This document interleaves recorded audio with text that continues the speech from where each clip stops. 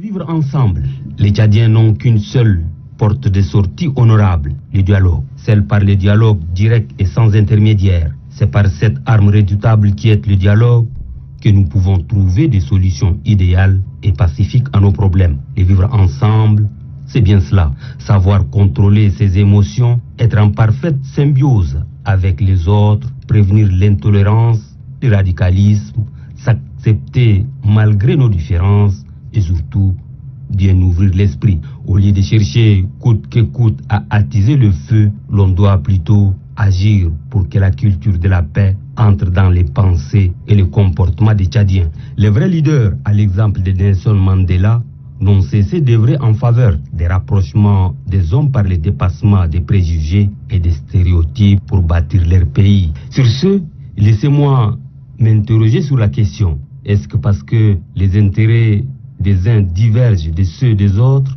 que l'on doit de facto faire recours à la violence? Non, à mon avis. L'antagonisme entre les acteurs politiques qui sont en réalité des adversaires ne doit pas nous conduire à la destruction du pays, cher à nous tous. Les exemples de peuples qui ont détruit le leur, des connivences avec certaines officines doivent inspirer ceux des Tchadiens qui aspirent diriger ce beau pays un jour. Des images des familles forcées à fuir leur pays à cause des conflits et autres violences doivent hanter nos esprits. Et les Tchadiens connaissent mieux que quiconque que la violence n'a jamais résolu un problème à travers toute l'humanité. Bien au contraire, elle engendre plutôt d'autres épreuves que personne ne peut mesurer les conséquences qui en découlent. L'histoire actuelle de la Libye nous laisse méditer.